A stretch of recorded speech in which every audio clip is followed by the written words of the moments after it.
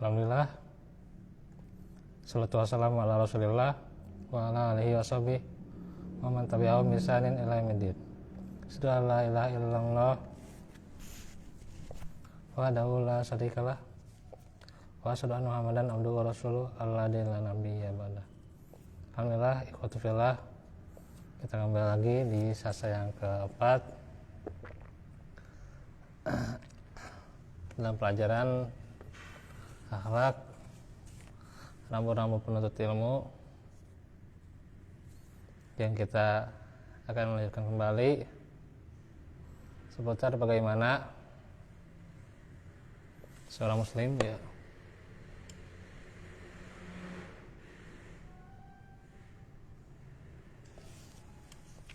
yang harus menuntut ilmu secara bertahap.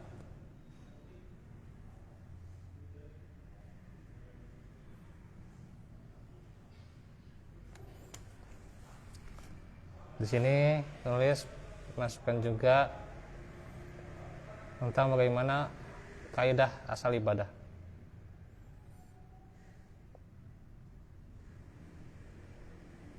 Yang kita sudah hafal ya.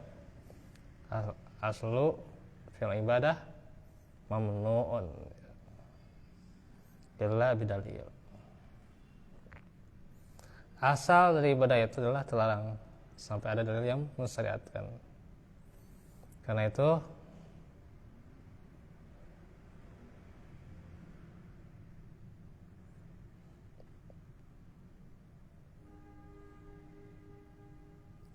di mana ibadah itu harus berdasarkan dalil ya. Karena tentunya yang namanya ibadah baik untuk menuntut ilmu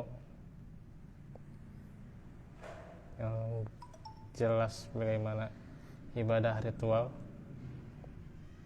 menuntut ilmunya juga harus jelas yang mana perkara ibadahnya.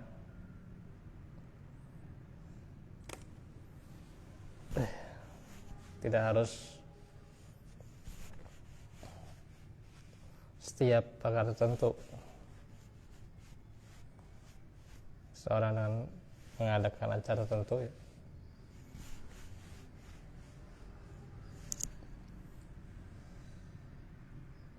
Nah itu kita harus menyadari ya bahwa ibadah itu asalnya terlarang ya. Sehingga kita tidak bisa asal capruk ya, asal saya mau niat ibadah yang penting niatnya baik, nggak bisa ya. Ibadah nggak demikian ya. Nah beliau masukkan ini karena ini kaidah yang mudah untuk dihafal ya. Artinya kita menghafalkan kaidah-kaidah yang mudah. Nah, seperti ini contohnya gitu ya.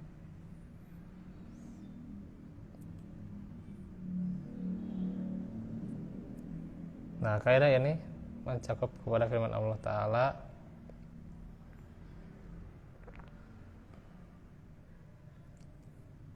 apakah mereka mempunyai sembahan selain Allah yang mensyariatkan agama bagi mereka yang tidak diridhoi?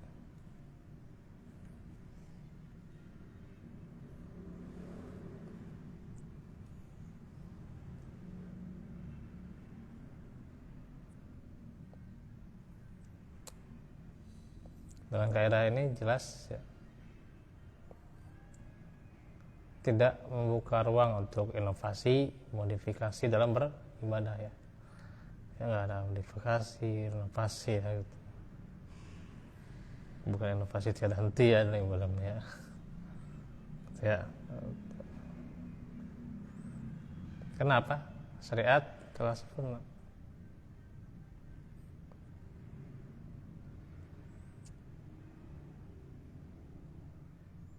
Sudah disempurnakan ya. Sehingga tidak bisa kita membuat ibadah sendiri ya. Nggak bisa ya.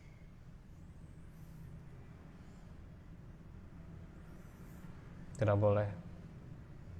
Hukumnya haram, bahkan bisa jadi dosa. bukan jadi pahala, menjadi dosa ya, karena berbuat bid'ah ya. Lain ya, dan ibadah yang dibuat-buat ya gitu.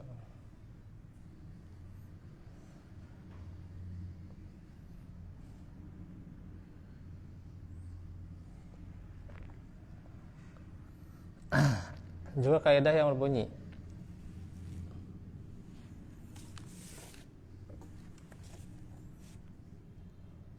al masyaqqatu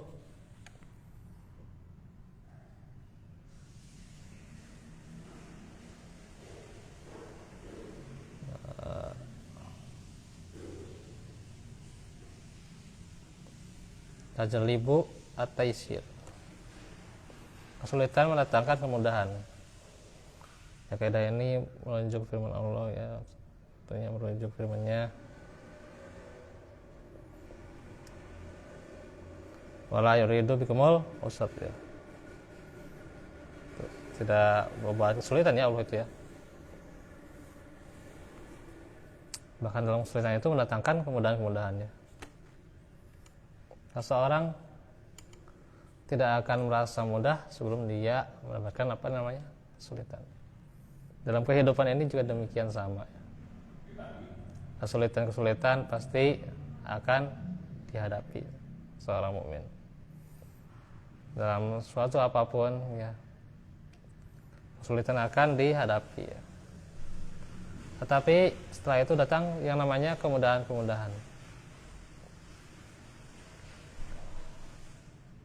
Jadi hidup di dunia ini harus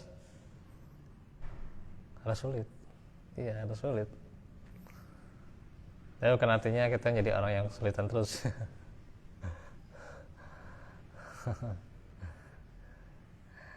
Kalau tidak mau mengalami kesulitan, ya kita tidak usah hidup. Ya gampil wae gitu.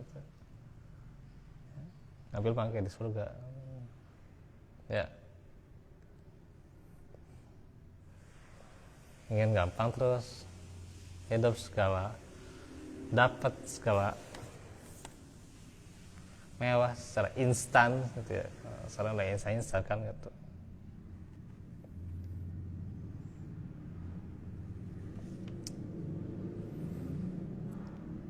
Sedangkan dalam kenyataannya tidak akan instan ya gitu. Saya menempuh perjalanan yang luar biasa gitu ya. Sebelum kesini saya digigit serangga sebenarnya, sampai luar biasa sakitnya tadi ya, sebelum diobati. Sekarang ya meskipun masih sakit tapi rada mendingan ya.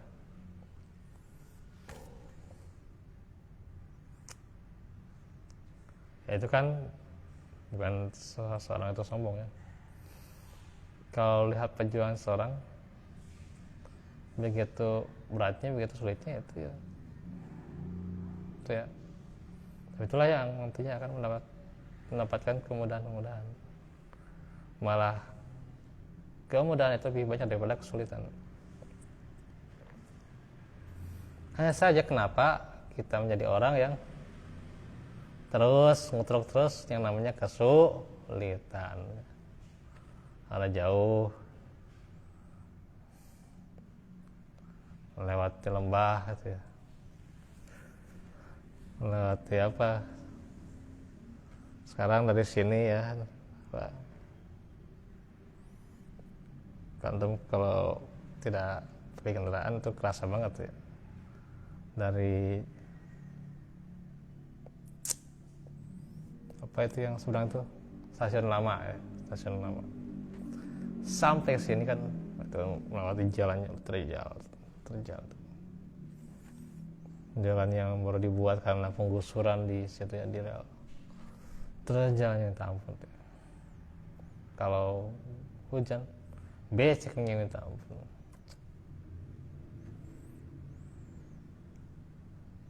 Belum tadi hujan ya, Masya Allah.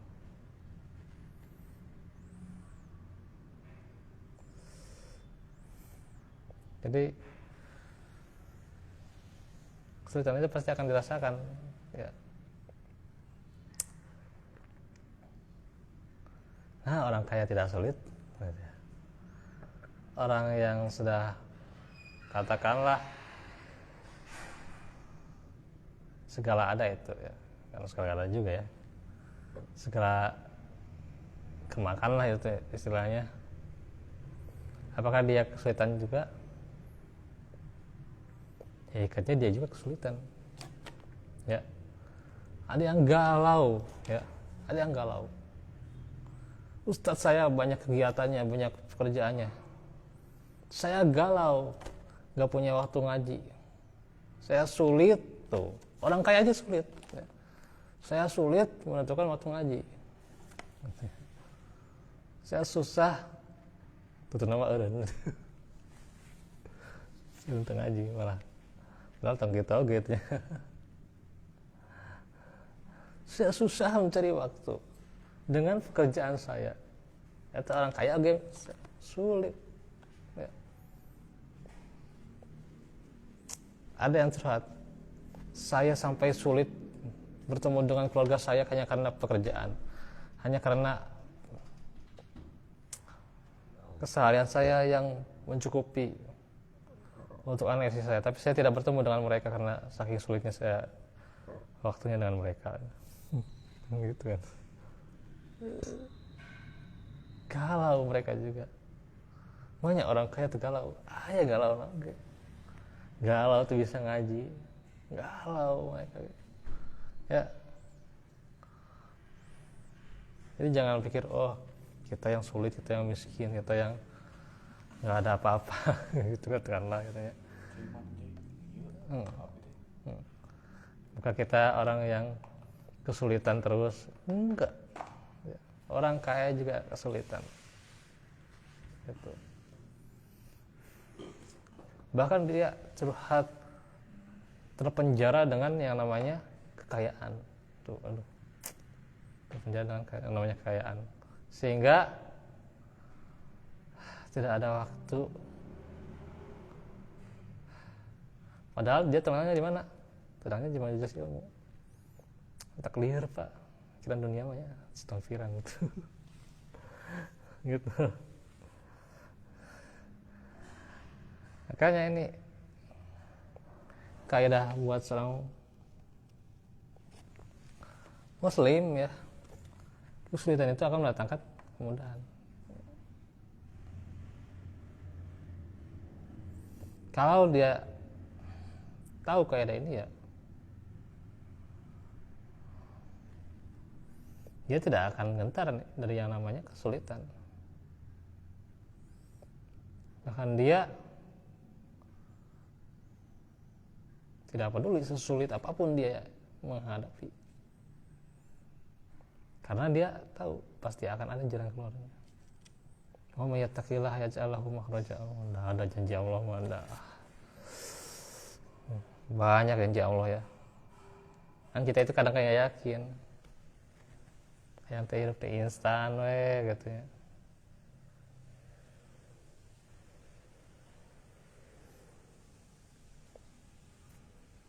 Yang hidup teh gitu. Makanya ada yang pengalaman ya, waktu sebelum dia mendapatkan pasangan ya, wah dia enak dia hidup dengan di rumah Quran segala ada itu, segala cukupi, penghasilan besar gitu ya. Sebegitu mendapatkan pasangan jarak jauh gitu ya ke tempatnya gitu ya, belum bensin dan sebagainya, kesulitannya si anak wae penghasilan letih gitu ya. Itu tuh supaya ingat lagi ya, perhatikan orang yang di bawah kita ya. Jangan lengah hidup ngeunah wae, tong lengah hayang wae hidup lengah dengan keenakan. Makanya ini membuat orang itu mendapatkan pelajaran ya, bagi orang yang memahami ya, mengambil pelajarannya. Untungnya kita kenewek kita kena kehet masalahnya itu untung.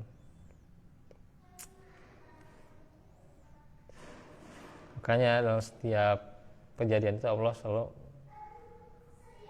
memberikan hikmah gitu ya. Hanya saja hikmah itu bisa jadi dirahasiakan di saat ini, tapi kita akan tahu saat nanti apa itu hikmahnya.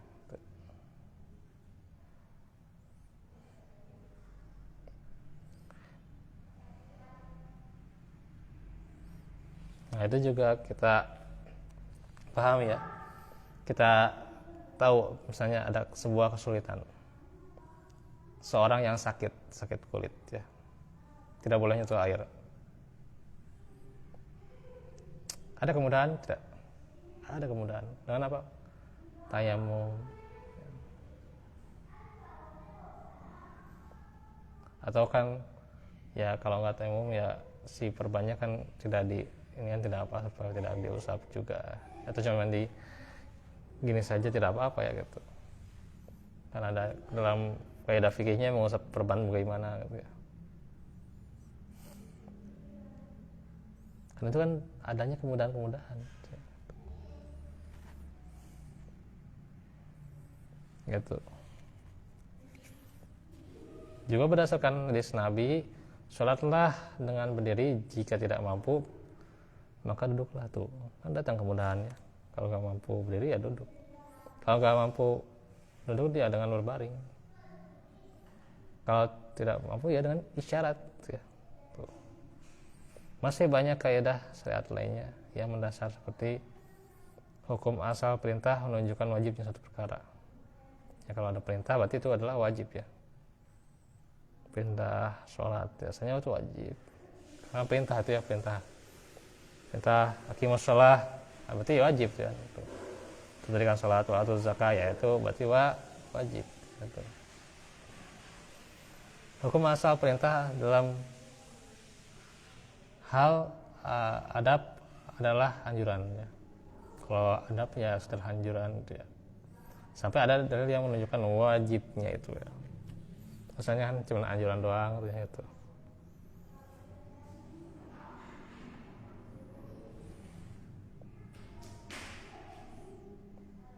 Itulah tahapan syariat ya. Asalnya ya saum itu kewajibannya tidak sebulan penuh ya, di bulan Ramadan tidak.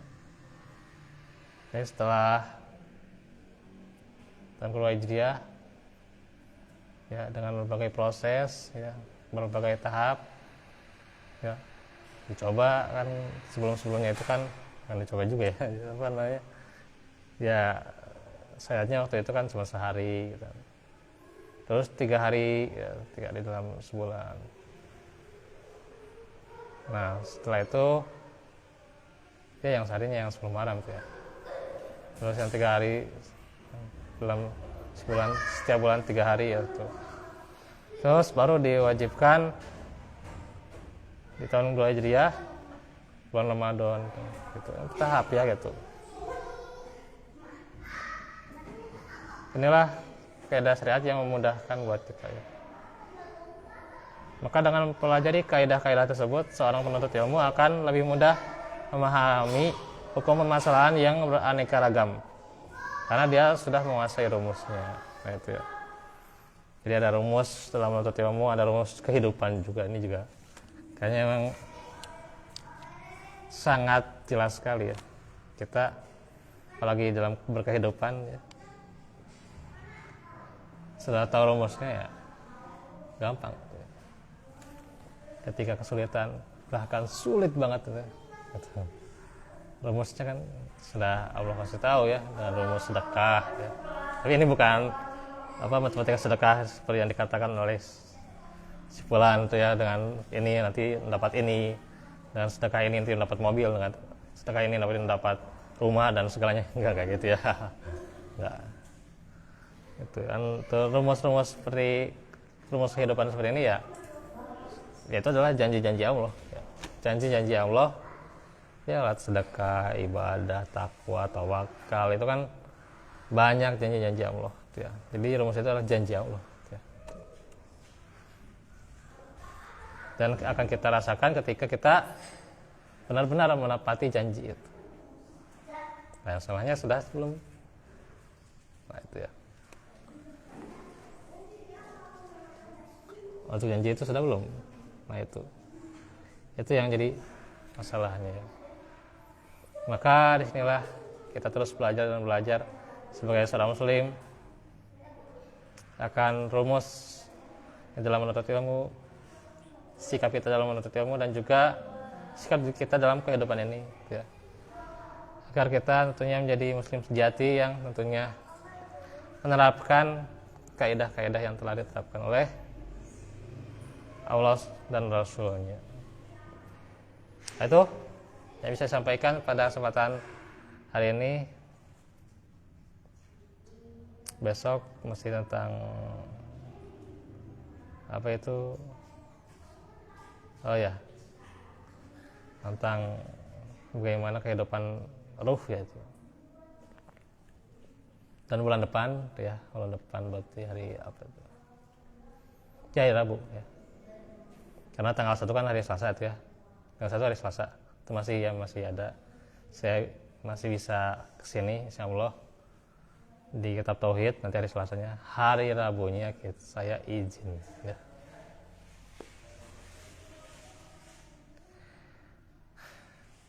Jadi catat aja dulu. Nanti saya ingatkan ya untuk izin hari Rabu ya. Isi gitu ya, kayak komunikasi cina gitu. Ya salah gitu, jamit ya gitu ya. Oke. Waalaikumsalam. Rabbana atina min ladunka wa hab lana min ladunka rabbana hab lana min azwajina wa dzurriyyatina qurrata a'yun waj'alna ya qalibul qulub sabit qulubana ya sariful qulub sarif qulubana Rabbana atina min ladunka wa hab lana min ladunka subhanaka allahumma wa bihamdika la ilaha illa anta astaghfiruka wa atubu ilaik. Assalamualaikum warahmatullahi wabarakatuh.